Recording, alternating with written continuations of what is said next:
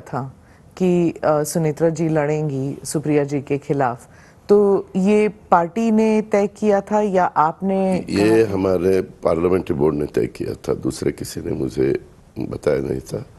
सबने मिल के एक हमारे पास जगह बहुत कम थी, वैसे तो 3 ही जगह हम लड़ने वाले थे, 4 शिरूर, बारामती, परभणी एंड रायगढ़। लेकिन फिर बाद में परभणी की सबके साथ बात करने के बाद हमें छोड़नी पड़ी और फिर उस्मानाबाद, जिसको हम अभी धाराशिव बोलते हैं, वो हमने ले ली। लेकिन वहाँ इतना कोई नीचे के सब जो एमएलए थे वो ज़्यादा से ज़्यादा महायुति के थे, लेकिन राष्ट्रवादी कांग्रेस पार्टी के नहीं थे।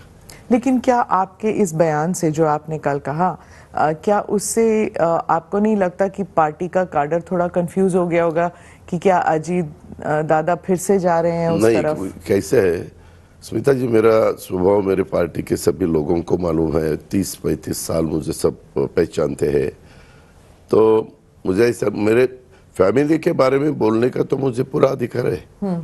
ये मैंने एज अ फैमिली के नाते बोला है।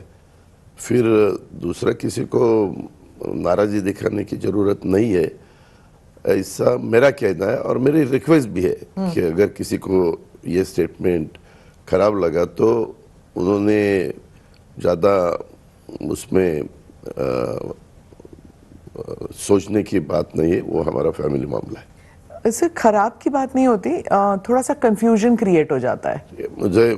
मैंने जो कहा वो कहा, अभी उसके बारे में मैंने दिल से कहा। अभी बार बार उसमें आप पूछेंगे और बार बार मैं वही जवाब देना चाहिए, ऐसा कुछ नहीं है।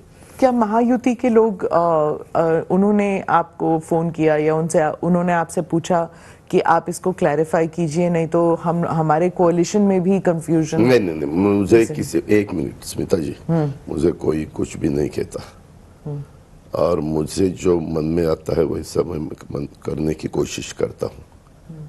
जब बाकी का डिसीजन हो तो हम सब साथियों के साथ बात करते हैं और फिर जो अंतिम डिसीजन लेना चाहिए वो लेते थे जी।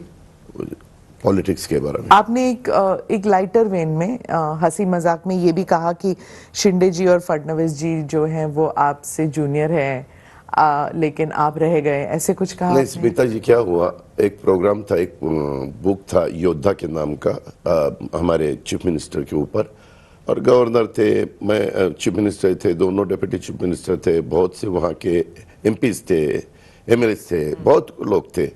एक ऐसा अलग टाइप का फंक्शन था, वो पॉलिटिकल फंक्शन नहीं था। हाँ। सभी पार्टियों के लोग थे ज़्यादा से ज़्यादा, और हम ऐसे, मैं बोलते वक्त मैं ऐसा कुछ बताता, मैं स्पीच देता, पॉइंट होगा तो मैं ज़रूर देखता, मुझे अगर कोई पॉइंट अपना रह गया क्या, नहीं रह गया क्या। लेकिन तब मेरे मन में आया, मैंने ऐसा ही सोचा कि अजीत पवार पॉलिटिक्स में 91 में आए, देवेंद्र जी 99 में आए और एकनाथ जी 2004 में आए, तो ये तो सब होते हुए वो 2004 वाले भी चीफ मिनिस्टर बने, 99 वाले भी चीफ मिनिस्टर बने। ऐसे हंसी मजाक में मैंने कहा, तो ऐसा कुछ नहीं, क्योंकि मुझे भी पता है फर्स्ट टाइम आने वाले चुनाव में जीत के, चुनाव में न जीत के आने वाले उद्धव ठाकरे साहब भी तुरंत चीफ मिनिस्टर बन सकते हैं, क्योंकि उनके पास 145 फिगर तैयार थी। महाराष्ट्र में जिसको भी चीफ मिनिस्टर बनना है उनके पास एमएलए के फिगर 145 होनी चाहिए। तो ये तो हर एक का नसीब का भाग है, और उनको आज तक उन्होंने जो भी काम किया उसका भी भाग है। और हमारे इनको तो पहली दफ़ा ही मिला, उनको उद्धव ठाकरे साहब को मिला, हमारे पृथ्वीराज चौहान साहब को मिला, वो एक मेंबर ऑफ पार्लियामेंट थे, पीएम ऑफिस में वो मिनिस्टर थे, उसकी जिम्मेवारी पीएम ऑफिस की उनके पास थी। लेकिन वो महाराष्ट्र में आए और चीफ मिनिस्टर बने, बाद में एमएलसी बने शायद, और उद्धव जी भी पहले चीफ मिनिस्टर बने, बाद में एमएलसी बने। तो ऐसा भी होता है कि कोई तो कोई हाउस का असेंबली का या विधानसभा विधान परिषद का कोई का भी ये काउंसिल का और नीचे न विधायक होते हुए भी चीफ मिनिस्टर बन सकते हैं। तो ये